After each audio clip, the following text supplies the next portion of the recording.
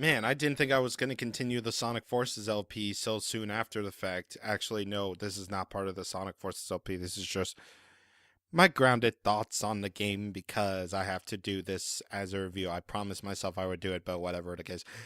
Hello there, everybody. This is See What the Planet One here, and welcome to another edition of Platinum Impressions, in which you don't really have to hear me talk.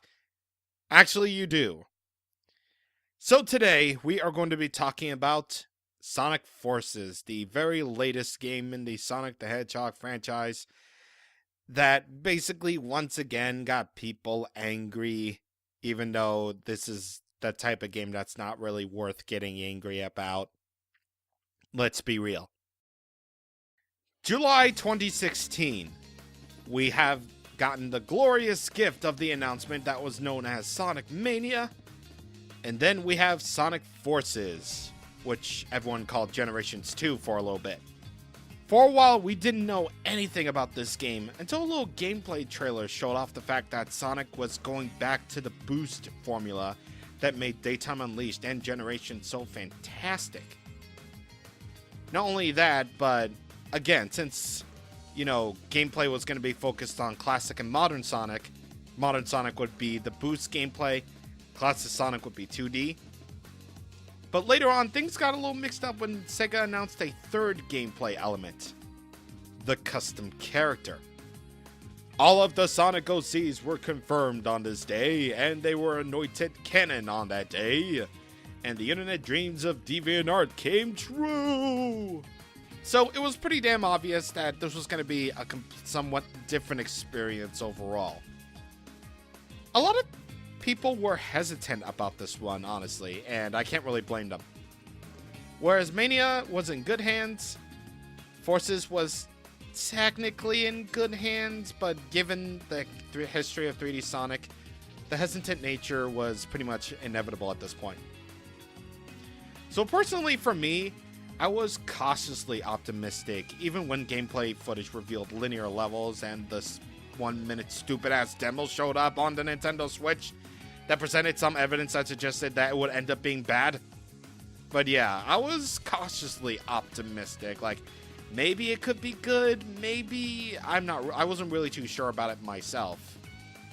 So I waited. I got the game in the mail. And then I thought it was a thing. Yeah, it was just a thing. I mean, you saw my Let's Play already, but this is more like a review, so yeah, if you want a more clear opinion on how I really do feel about the game, you can check out that Let's Play right there. Maybe I'll put a card up, who knows.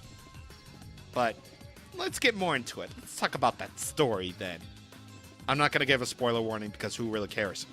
So, Dr. Eggman, being fed up with his previous defeats because of Sonic, has resigned himself to make the ultimate weapon, which he dubbed Infinite.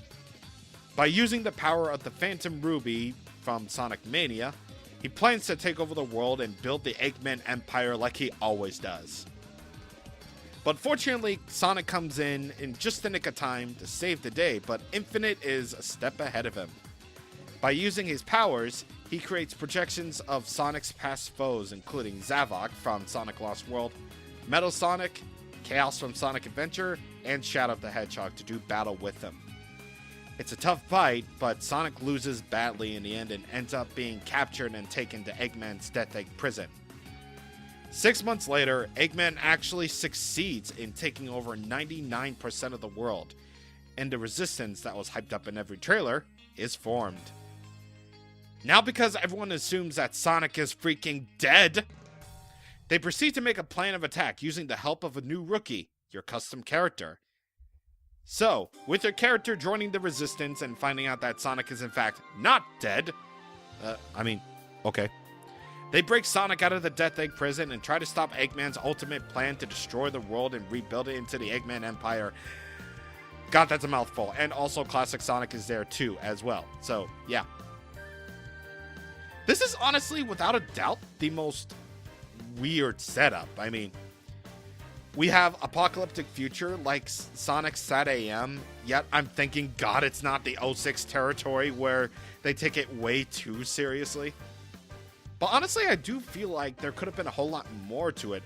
I mean, Not that Sonic games need a plot to be good and all. I'm just saying that in terms of 3D Sonic games in this sort of setup, I guess I expected a little bit more of something that would work, you know, within the series. It feels rushed, every single bit of plot that there is. Like, okay, so, yeah, like, cutscenes, like, after almost every level, I feel like they could have gone on just a little bit longer instead of just being, oh, here's a cutscene. Oh, okay, that part happened, and, you know, yeah. And also, Classic Sonic just shows up out of Mania, just out of nowhere. And, you know, and because of the fact that Classic Sonic just shows up, like, imagine how you would feel, like, if you hadn't played Mania. Like, you would probably imagine, like, where the heck did Classic Sonic come from?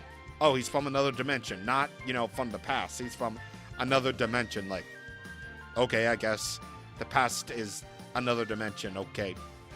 Thank you, Mr. Iizuka. You're great. You're great. He just Classic Sonic just shows up, and that's about it. He didn't really need to be in this game at all, honestly. The new bad guy, Infinite, definitely got the short end of the stick, because being the second big bad, his backstory's pretty weak, and he isn't even the final boss. Egg Dude is. Sure, his design is cool, and his voice is basically Akihiko Senpai from not Final Fantasy 15, from Persona 3. That's really all about there is to him. Like, sure, his powers are cool, his design is cool, his voice is cool. He just ended up not being as big as they made it out to be in the trailers. Like, even the side villains that were everywhere in advertising felt like they were just there, and they were, because, again, Infinite creates these perfect clones of Metal Sonic, Zavok, Chaos, and Shadow. But in the actual video game, you only get to fight Zavok and Metal Sonic.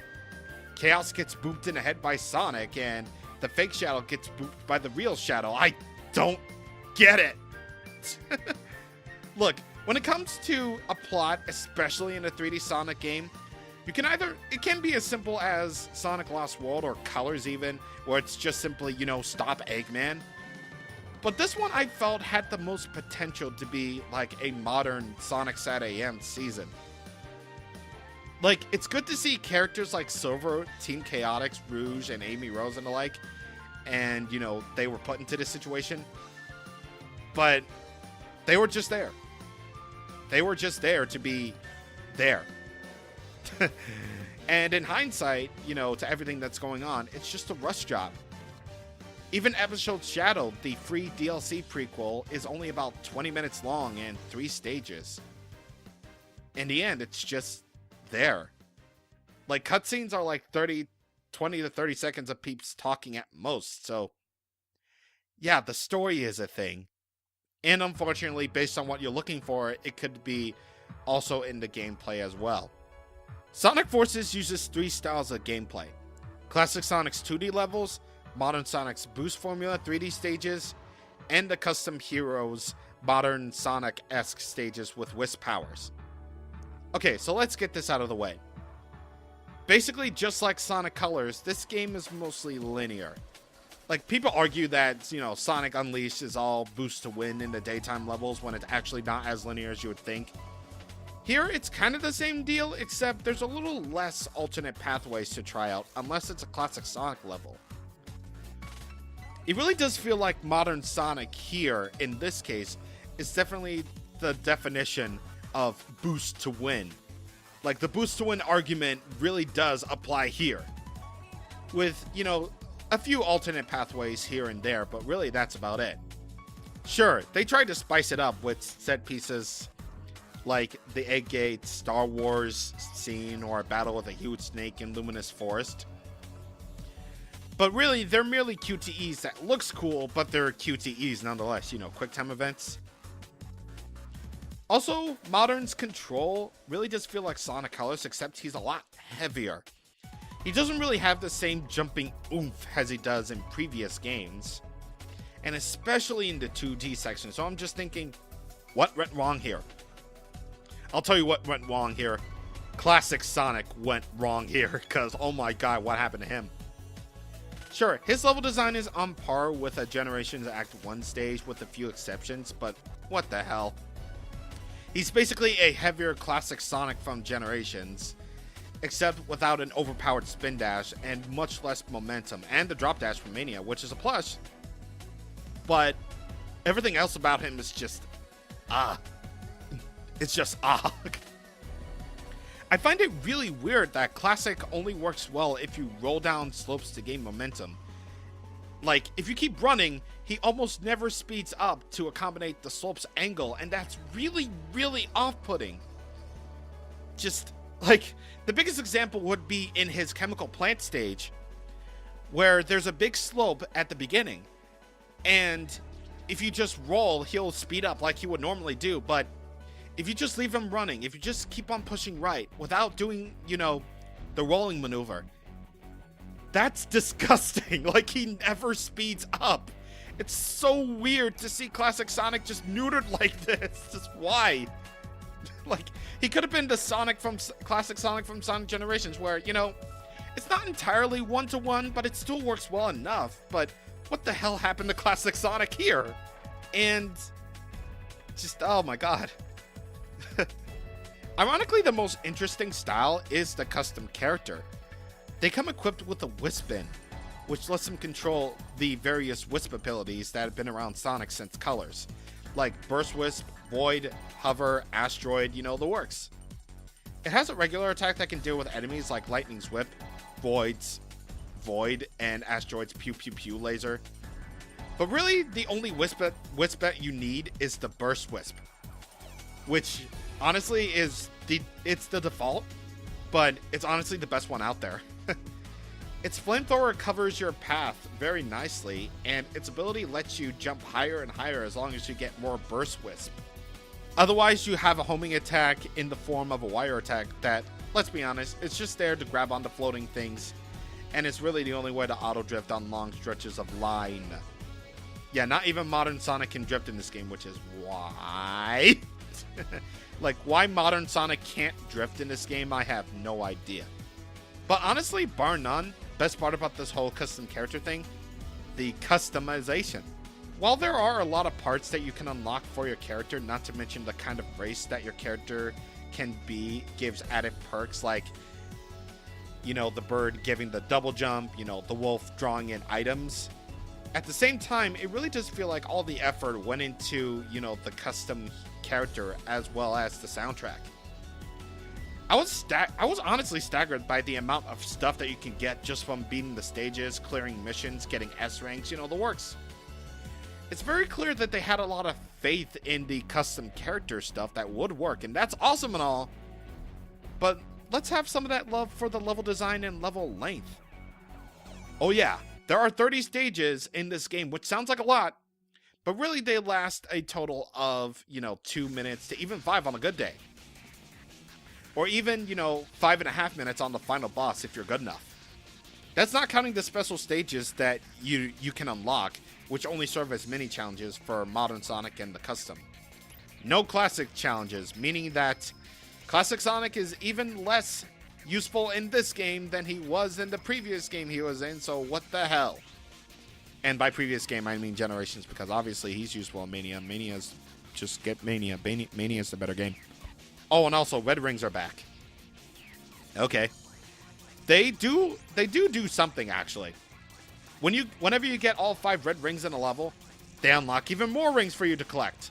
They have the numbered rings from Sonic Lost World, and when you get them, you can go back to the level again to get another tier of collectibles, the Silver Moon rings. And if you get them all, perfect, you 100% the level. Yeah, those are really, really weird, and what happens when you get all of them? Well, you can get a staggering amount of avatar outfits, and that's about it. So really, there's nothing to 100%ing this game at all. Yeah, I showed them off once in the LP, and that was about it for me. Oh, and also, Super Sonic is DLC. I mean, it's free DLC, thank God, but what the hell, free DLC? Yeah, Super Sonic for Modern and Classic Sonic is jank. Like, they don't really feel faster. They don't really, control faster. They're just there for being invincible. Also, there are Sonic shirts, which now memes are now part of the official Sonic canon. So, yeah. Even on the Nintendo Switch, Sonic Forces looks great for what it is. Maybe a few areas look a little dated, but for the most part, this game has its looks down pat.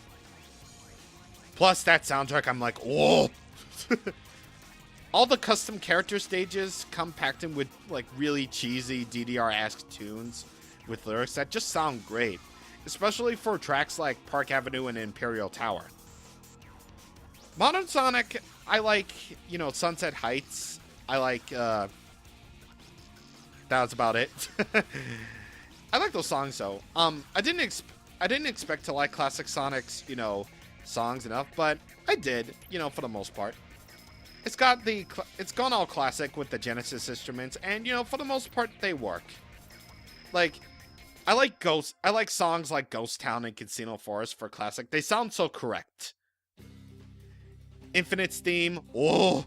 Fist Pump, oh. Light of Hope, which is the ending theme, oh. The soundtrack may not be as good as Generations or Hell Even Lost World, but I like the soundtrack fine enough as it is. But even with those praises I can give for Sonic Forces, the game just feels like an average game that was marketed very well by the PR. Okay, marketing very well in terms of, oh god, they just released Sonic Mania. They need like a couple more months of marketing and trailer after trailer after trailer. Sure, you get to join the uprising as the marketing makes it out to be by making your own character, and you get to play as classic Sonic for the second time this year. But what does that mean when the level design for modern Sonic is one of the most straight up boost to win type deals, or the avatar's occasional clunkiness, and classic Sonic's nerfed control?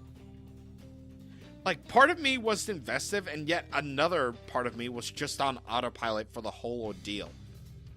And I played through this game a bunch of times. I basically have more time spent on this game than I have with Mario Kart 8 Deluxe. I played for over 30 hours, and I still think this game is average. Like, I definitely got my mileage out of it, and I definitely won't be playing it again anytime soon. And probably by the time this video comes out, I'll definitely have much better games to deal with. But Sonic Forces just ends up being, just the most mad average game for me. Like, there are good parts in it, there are signs of a good game in it, but a lot of things needed to be fixed. A lot of things needed to be fixed up. And there really is no excuse, because they had like a total of a year and a half after the announcement of this game to, make this game as good as they could possibly get. Like, think about this. I had a time frame for when this game was announced to when it came out. Sonic Forces was announced in July of 2016. Sonic Forces came out on November 7th. They had a good year and a half, and it's just like I said in the Let's Play. I think this game needed the delay in order to be good. Yeah, it honestly needed to be delayed to be good, because, again, Sonic Boom Fire and Ice turned out decent from what I heard, and Mania definitely had the better game after the delay. But it's just, again, Sonic Forces had to be out for the holidays. It had to be out. Even at $40, you could do with so much better. I'm just hoping that Sonic Team will definitely take feedback from people's general opinions about this game and put it into a future game where hopefully it can be just as good as Generations or Colors. And for what Forces is, it's decent at best, but everything else just felt average. Again, it's not the worst game ever. Like, it's not Sonic 06. It's not Shadow the Edgelord. But it's definitely not on par with Generations or Colors. And to be absolutely unfair to Forces, Mania. Honestly, you're better off with Sonic Mania, because not only does it cost half of what Forces is, you're definitely going to get a much better game out of Mania than you are Forces. And if you like Forces, cool, enjoy it all you want. I have no argument against you. Except if you say this is the best Sonic game ever, then I don't know what's up with you. but okay. If you hate Forces, then, don't shove your opinions in others' faces and be a total joke. Like, I don't regret pre-ordering this game at all, but I've definitely played much better Sonic games than this. Like, hell, even I played Sonic Pocket Adventure on stream, and I feel that's a much better game than Sonic Forces could ever be. So that says something. That definitely says something. So maybe next time, Sonic Team, maybe you can make a much better game. Please. Because we really just want a good Sonic game again, you know? But yeah, those were my thoughts on Sonic Forces. And next time on Platinum Impressions, where I'm finally going to fulfill a friend's request and talk about an average as hell game, Madagascar. I'm sorry, but that game is average. I'm saying this with a smile. See you guys on the next time. Thank you for watching, and goodbye.